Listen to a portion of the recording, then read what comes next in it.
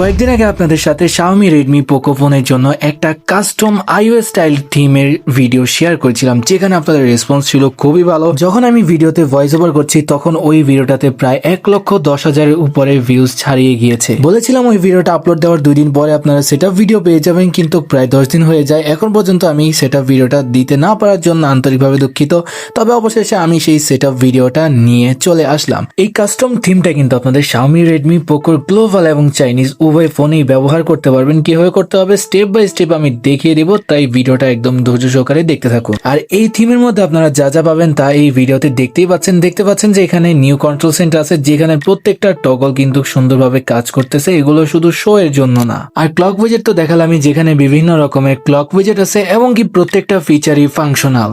আর lock স্ক্রিনের যে অ্যানিমেশনটা আছে এটা কিন্তু সচরাচর সব থিমে দেখা যায় না। তো আসসালামু আলাইকুম মাই হাবিবিরা, কি অবস্থা সবার? আমি আছি সিফাত এবং আপনারা দেখছেন সাইমন সিফাত 360।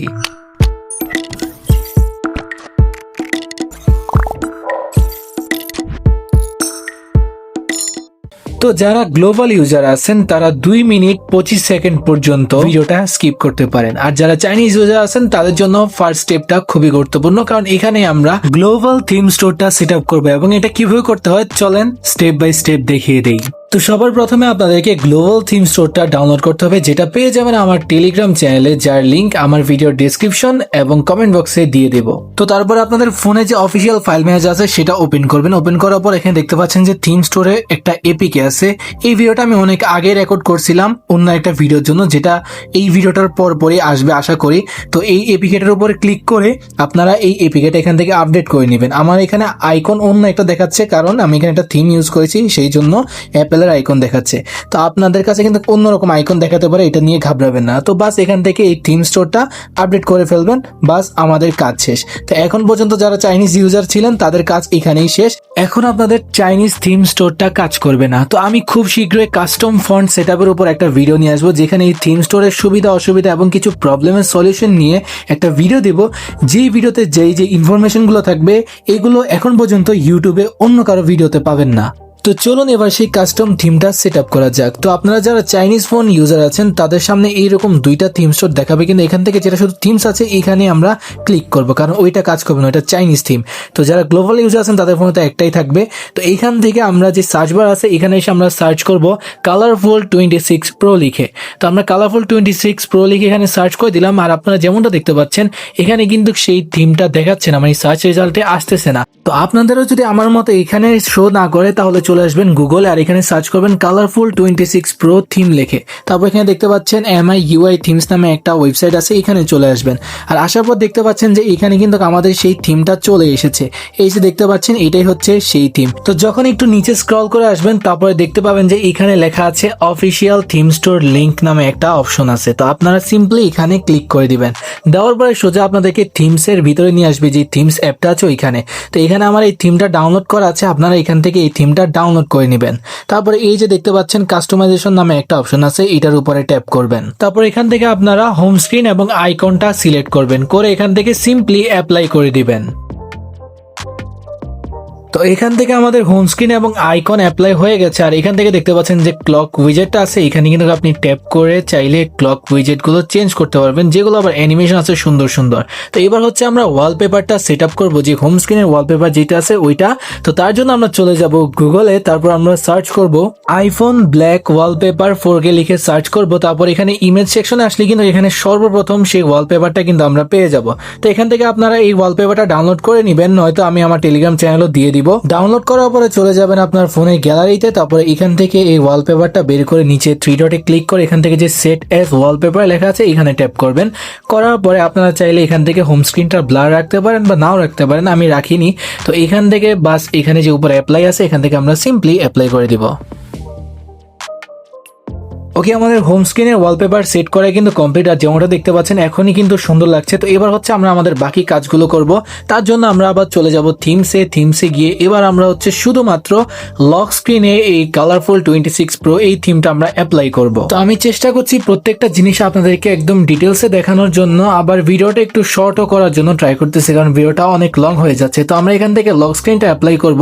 তারপর এখান থেকে ব্যাকে এসে আমরা চলে যাব লক স্টাইলে। এই যে দেখতে পাচ্ছেন লক স্টাইল, এখানে যাবেন। যাওয়ার পরে একদম নিচে আপনারা দেখতে পাচ্ছেন এখানে কাস্টমাইজেশন নামে একটা কাস্টমাইজ নামে একটা অপশন আছে।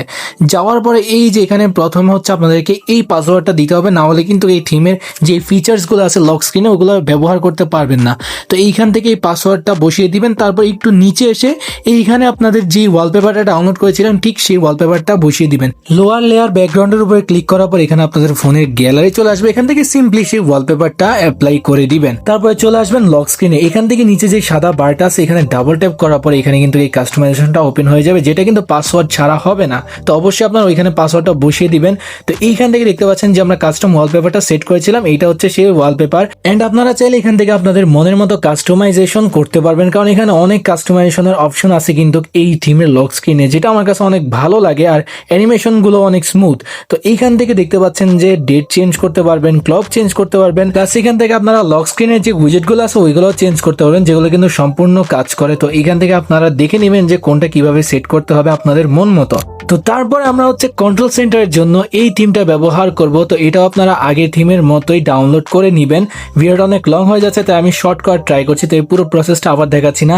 তারপর এখান থেকে শুধু সিস্টেমে দিয়ে এখান থেকে আপনারা অ্যাপ্লাই করে দিবেন, শুধু সিস্টেমে যে দেখতে পাচ্ছেন সিস্টেমের উপরে দিয়ে আমি এখান থেকে অ্যাপ্লাই করে দিলাম। তো এটা অ্যাপ্লাই করার পরে কিন্তু আপনাদের যে কন্ট্রোল সেন্টারটা আছে ওইটা কিন্তু চেঞ্জ হবে না, তার জন্য আপনাদেরকে আপনাদের ফোনটা একবার রিভোট করে নিতে হবে।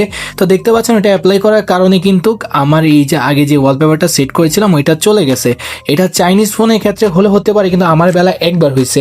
যদি আপনাদেরও এরকম সমস্যা হয়ে থাকে তাহলে আগে কন্ট্রোল সেন্টারের যে থিমটা আছে ওইটা আগে অ্যাপ্লাই করবেন, তারপর হচ্ছে যে বাকি প্রথমে যেভাবে দেখেছিলাম ঠিক সেইভাবে প্রত্যেকটা জিনিস অ্যাপ্লাই করে নেবেন। তো আমার কন্ট্রোল সেন্টারে কিন্তু অ্যাপ্লাই হয়ে গেছে। যদি আমি আপনাদেরকে একটু দেখাই, এই যে দেখতে পাচ্ছেন আমার কন্ট্রোল সেন্টার কিন্তু অ্যাপ্লাই হয়ে গেছে। আরেকটা সবথেকে গুরুত্বপূর্ণ কথা, এই কন্ট্রোল সেন্টারটা কিন্তু শুধুমাত্র ডার্ক মোডে কাজ করে, লাইট মোডে করে না। তাই যখন ব্যবহার করবেন অবশ্যই ডার্ক মোডে দিয়েই ব্যবহার করবেন। তো এইবার হচ্ছে আমার মতো যারা হোম স্ক্রিন কাস্টমাইজেশন করতে চান পুরো সেম টু সেম, তারা কি করবেন দেখতে পাচ্ছেন এখানে আমি দুইটা ফোল্ডার ক্রিয়েট করেছি, আর উপরে এক পাশে সেটিংস এক পাশে চ্যাটজিপিটি মাঝখানে গুগল। তো এইরকম ফোল্ডার কিভাবে ক্রিয়েট করবেন, এই যে দেখেন এইখানে এডিট অপশনে আসার পরে কিন্তু আপনাদের ফোল্ডারটা এই অবস্থায় থাকবে, এখানে ক্লিক করে দ্বিতীয়টা সিলেক্ট করে দিবেন। তারপরে দেখতে পাচ্ছেন এইরকম দুইটা ফোল্ডার ক্রিয়েট করেছি। আর এইখানে যে গুগলের একটু ট্রান্সপারেন্ট একটা ভাব আছে, এইটা কিভাবে করবেন তার জন্য গুগলে এসে প্রোফাইলে ক্লিক করার পরে নিচে স্ক্রল করে সেটিংস আসবেন, তারপর একটু নিচে স্ক্রল করে এই যে দেখতে পাচ্ছেন কাস্টমাইজ সার্চ উইজেট নামে একটা অপশন আছে, এইটার উপরে আপনারা ট্যাপ করে দিবেন। এই যে এইখানটাতে এখানে ট্যাপ করার পরে এখানে কয়েকটা অপশন আছে, এখান থেকে আমি দ্বিতীয়টাই সিলেক্ট করলাম। তো এইখান থেকে যেহেতু দ্বিতীয়টা সিলেক্ট করলে হোয়াইট থাকে তাহলে আমার কাছে দেখতে একটু সুন্দর লাগে, আপনাদের যেটা ভালো লাগে ওইটা করতে পারেন। আর নিচে এই যে দেখতে পাচ্ছেন ট্রান্সপারেন্সি নামে একটা অপশন আছে, এখান থেকে আপনাদের মন মতো আপনারা করে নেবেন। আমি কিন্তু একদম ফুল দিয়ে রেখেছি, এটা আমার কাছে ভালো লাগে। আপনারা আমার মতো ঠিক এইভাবে সেট করে দিবেন। দেখতে পাচ্ছেন এটাতে কিন্তু একটা ট্রান্সপারেন্ট লুক চলে এসেছে। তো এবার হচ্ছে আপনাদেরকে দেখাই যে কন্ট্রোল সেন্টারটা কিন্তু আসলে ডার্ক মোডে কাজ করে। এই যে দেখতে পাচ্ছেন আমি ডার্ক মোডটা অফ করে দিলাম, আবার যখন অন করলাম দেখতে পাচ্ছেন এটা কিন্তু কাজ করতেছে। এটা কিন্তু শুধুমাত্র ডার্ক মোডেই কাজ করবে। তো এই ছিল আজকের ভিডিও। আমি ট্রাই করেছি বিস্তারিত সবকিছু দেখানোর জন্য, তবুও চেষ্টা করেছি কিছুটা হলেও শর্ট করার জন্য। তো গাইস দেখা হবে আবারও কোনো নতুন ভিডিওতে নতুন কোনো টপিকের সাথে। সেই পর্যন্ত সবাই ভালো থাকবেন, সুস্থ থাকবেন। আল্লাহ হাফেজ।